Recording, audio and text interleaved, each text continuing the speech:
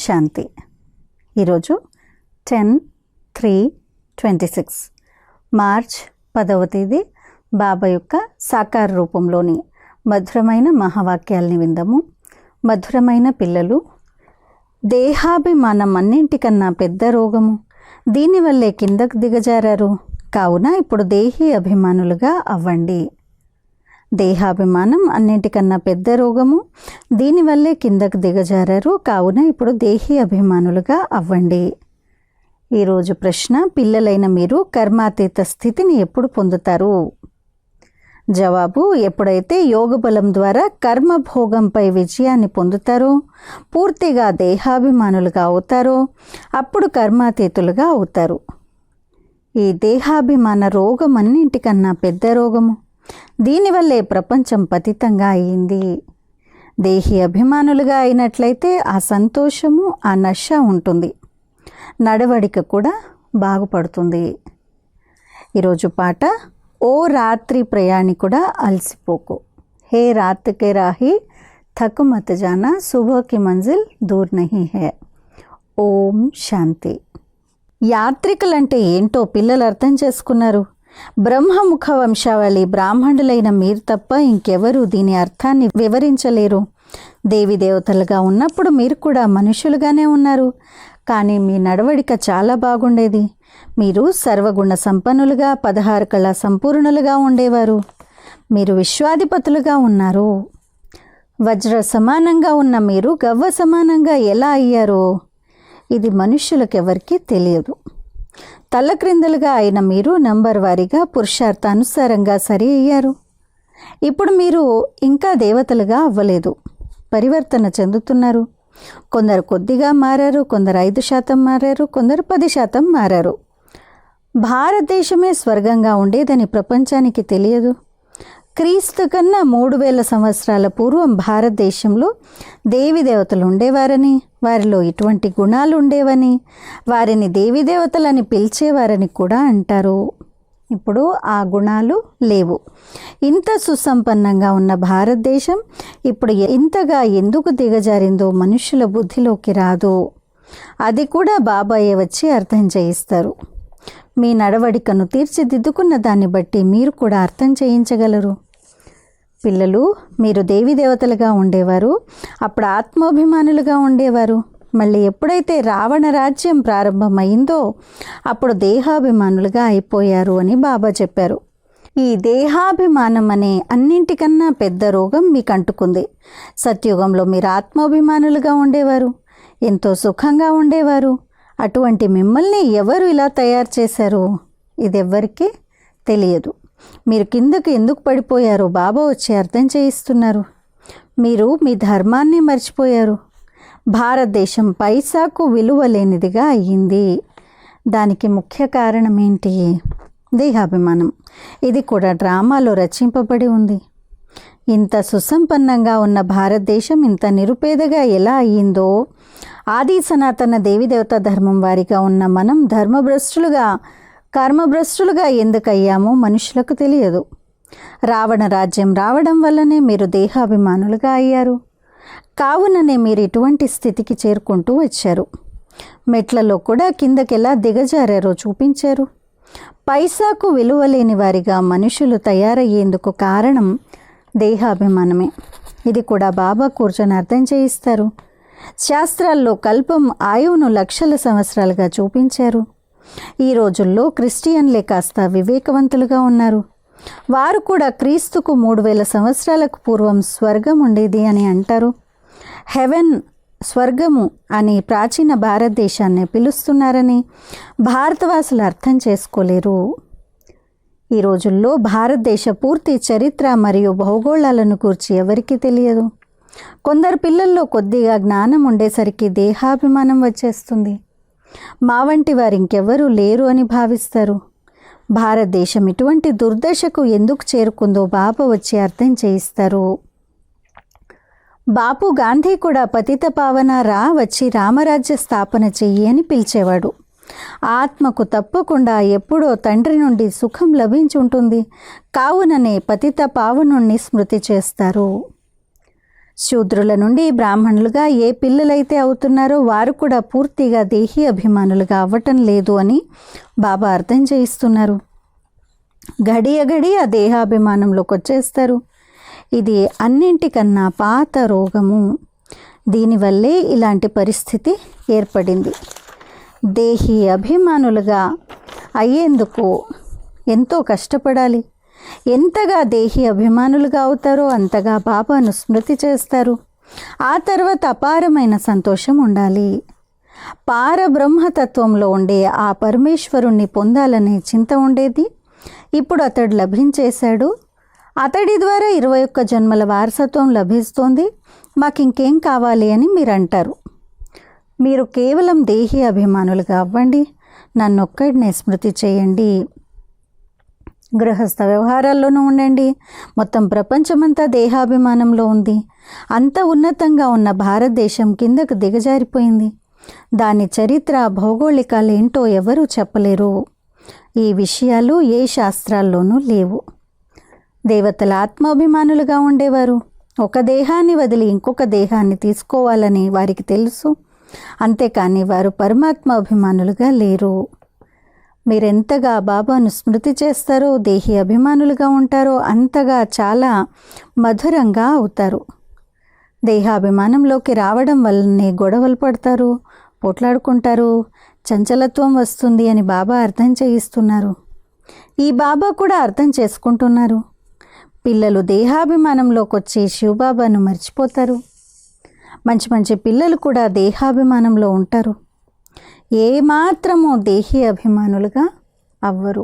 ఆత్మాభిమానిగా అయ్యే సంకల్పాన్ని బాబా పదే పదే ఇస్తున్నారు. ఈరోజు మీరు ఎవరికైనా ఈ అనంతమైన చరిత్ర మరియు భౌగోళాన్ని గురించి అర్థం చేయించవచ్చు. తప్పకుండా సూర్యవంశీ చంద్రవంశీ రాజధాని ఉండేది. డ్రామాను గూర్చి ఎవరికీ తెలియదు. భారతదేశం ఇంతగా దిగజారడానికి పునాది దేహాభిమానమే. పిల్లల్లో కూడా దేహాభిమానం వచ్చేస్తుంది. తమకు డైరెక్షన్ ఎవరిస్తున్నారో అర్థం చేసుకోరు. ఎల్లప్పుడూ శివబాబాయే ఇస్తున్నారని భావించండి. శివబాబాను స్మృతి చేయకపోవడం వల్లనే దేహాభిమానంలోకి వస్తారు. మొత్తం ప్రపంచమంతా దేహాభిమానులుగా అయిపోయారు. కావున నన్నొక్కడినే స్మృతి చేయండి, స్వయాన్ని ఆత్మగా భావించండి అని బాబా అంటారు. ఆత్మ ఈ దేహం ద్వారా వింటుంది, పాత్రను అభినయిస్తుంది. బాబా ఎంతో బాగా అర్థం చేయిస్తారు. కొందరు చాలా బాగా భాషణ చేస్తారు, కానీ వారి నడవడికి కూడా బాగుండాలి కదా. దేహాభిమానం ఉన్న కారణంగా ఫెయిల్ అయిపోతారు. ఆ సంతోషము లేక నశ ఉండదు. వారి వల్ల పెద్ద పెద్ద వికర్మలు కూడా జరుగుతూ ఉంటాయి. కావుననే ఎన్నో శిక్షలకు భాగస్వాములుగా అవుతారు. దేహాభిమానులుగా అవ్వడం వలన ఎంతో కష్టాన్ని పొందుతారు. ఎన్నో శిక్షలను అనుభవించవలసి ఉంటుంది. ఇది గాడ్లీ వరల్డ్ గవర్నమెంట్ కదా అని బాబా అంటారు. భగవంతుడినైన నా గవర్నమెంట్కు కుడి భుజం ఎవరు?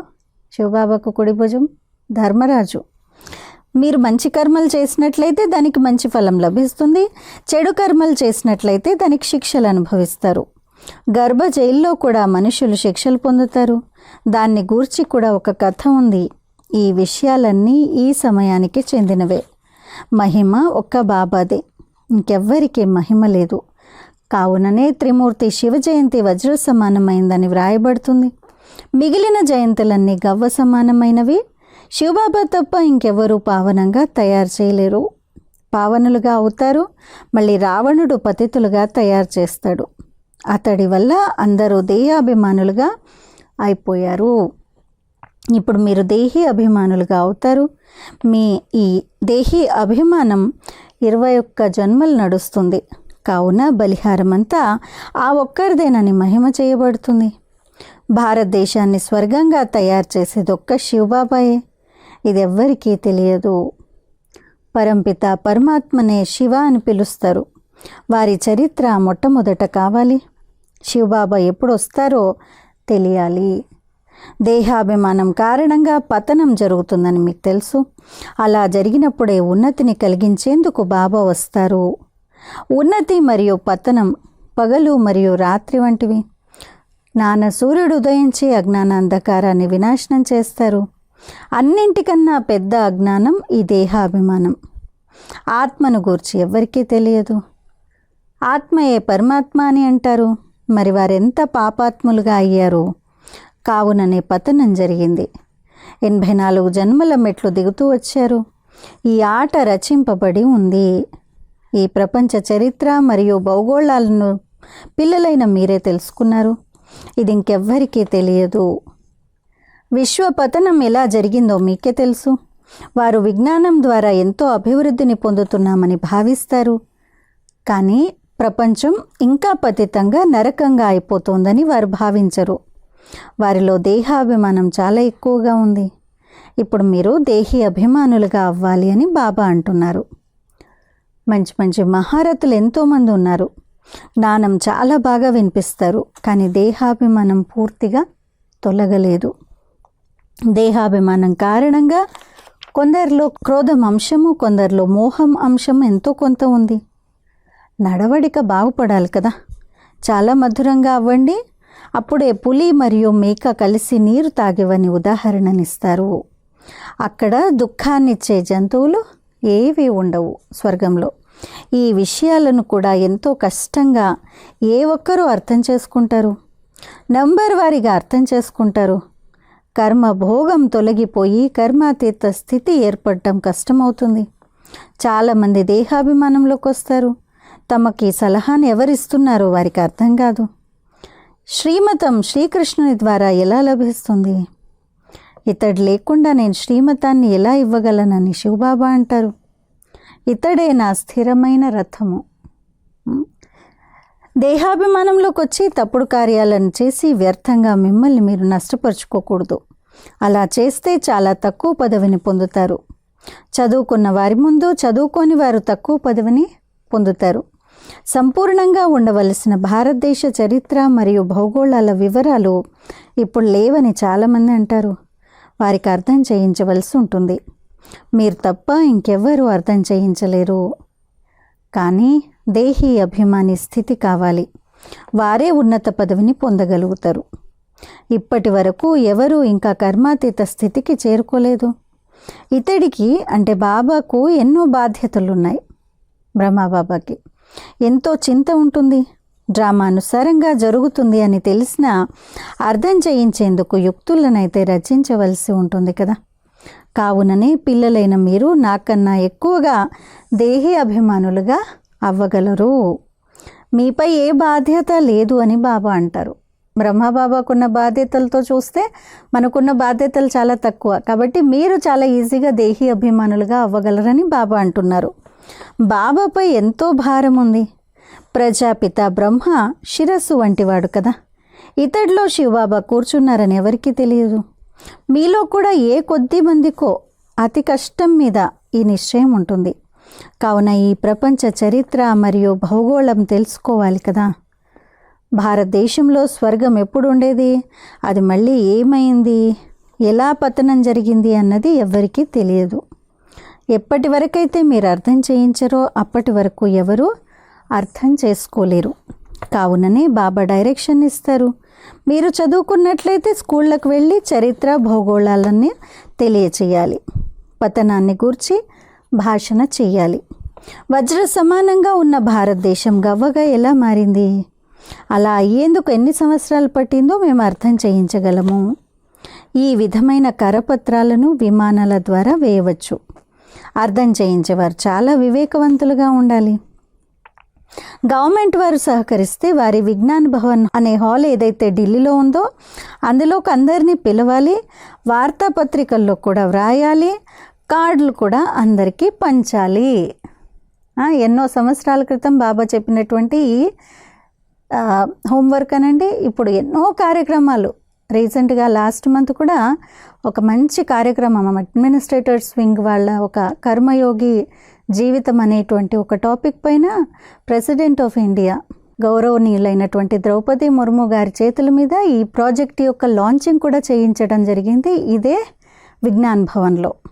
బాబా అంటున్నారు కార్డుల్లో రాయాలి, వార్తాపత్రికల్లో రాయాలి, అందరినీ పిలవాలి. ఇవన్నీ కూడా ఈ రోజుల్లో ఈ బాబా ఏవేవైతే చెప్పారో అవన్నీ కూడా సాకారంలో జరుగుతూ ఉన్నాయి.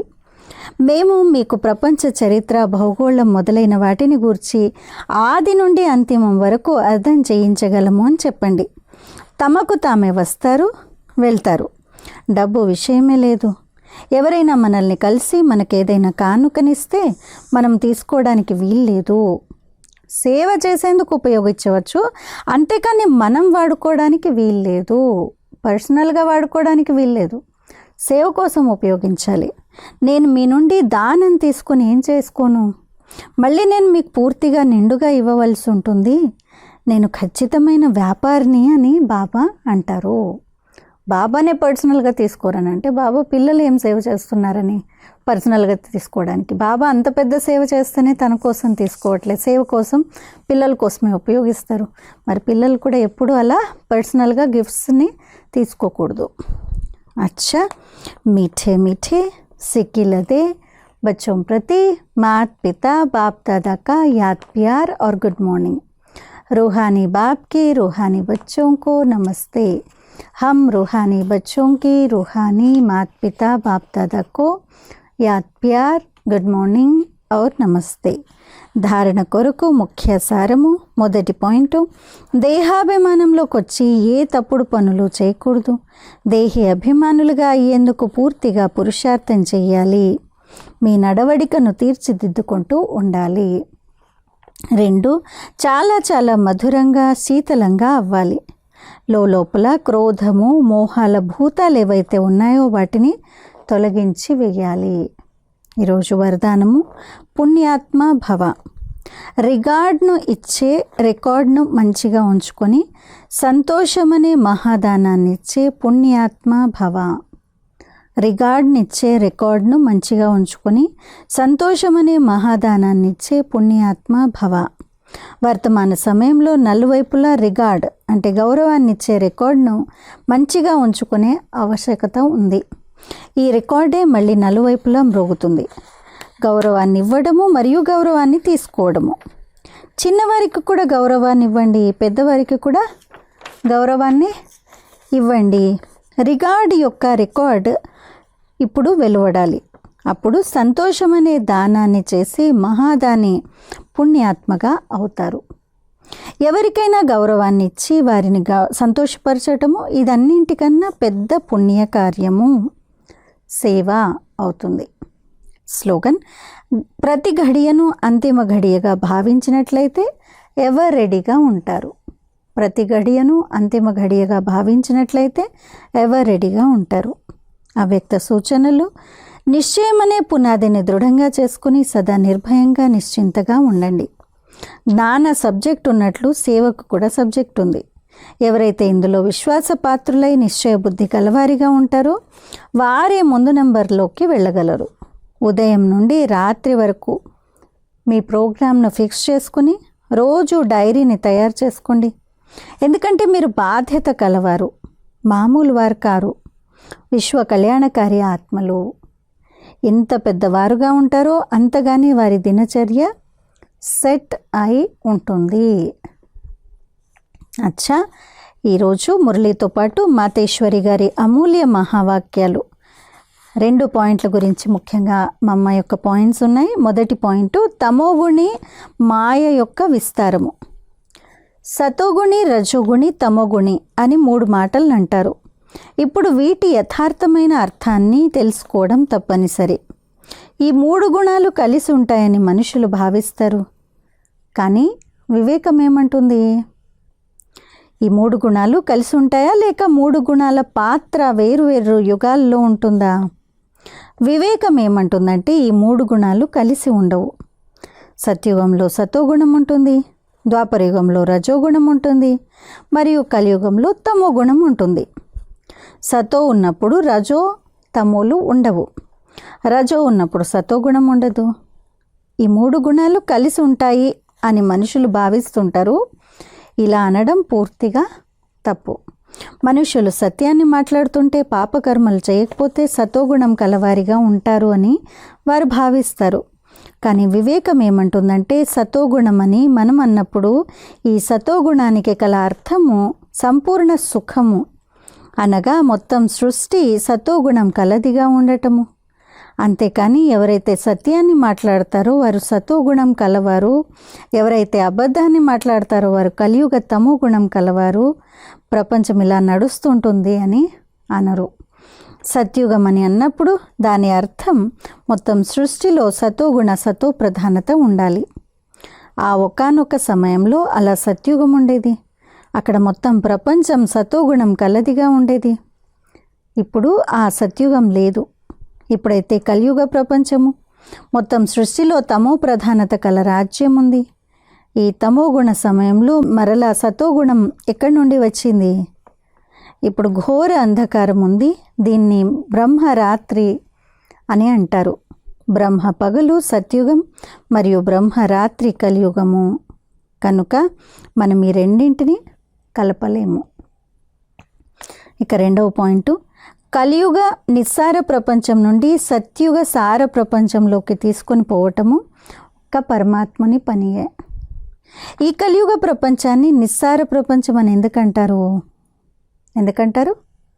ఎందుకంటే ఈ ప్రపంచంలో ఎటువంటి సారము లేదు, అనగా ఏ వస్తువులోనూ ఆ శక్తి లేకుండా ఉంది, అనగా సుఖశాంతి పవిత్రతలు లేవు. ఒకానొక సమయంలో ఈ సృష్టిలో సుఖశాంతి పవిత్రతలు ఉండేవి. ఇప్పుడు ఆ శక్తి లేదు. ఎందుకంటే ఈ సృష్టిలో పంచభూతాల ప్రవేశత జరిగింది. కనుకనే ఈ సృష్టిని భయంతో కూడిన సాగరము లేక కర్మ బంధనాల సాగరము అని అంటారు. కనుకనే మనుషులు దుఃఖితులై పరమాత్మ మమ్మల్ని భవసాగరం నుండి దాటించండి అని పరమాత్మను పిలుస్తున్నారు. కనుక దీని ద్వారా నిరూపణ అయ్యేది ఏంటంటే, తప్పకుండా ఏదో ఒక అభయ ప్రపంచము, అనగా నిర్భయతతో కూడిన ప్రపంచం ఉంది. అందులోకి వెళ్ళాలని కోరుకుంటారు. కనుక ఈ ప్రపంచాన్ని పాప సాగరము అని అంటారు. దీని నుండి దూరమై పుణ్యాత్మలు కల ప్రపంచంలోకి వెళ్ళాలని కోరుకుంటారు. కనుక ప్రపంచాలు రెండు, ఒకటి సారం కల సత్యుగ ప్రపంచము, మరొకటి కలియుగ నిస్సార ప్రపంచము. రెండు ప్రపంచాలు ఈ సృష్టిలో ఉంటాయి. ఇప్పుడు పరమాత్మ సారం కల ఆ ప్రపంచాన్ని స్థాపన చేస్తున్నారు. కాబట్టి ఆ ప్రపంచానికి వెళ్ళే పురుషార్థం మనం చెయ్యాలి. అచ్చా, ఓం శాంతి.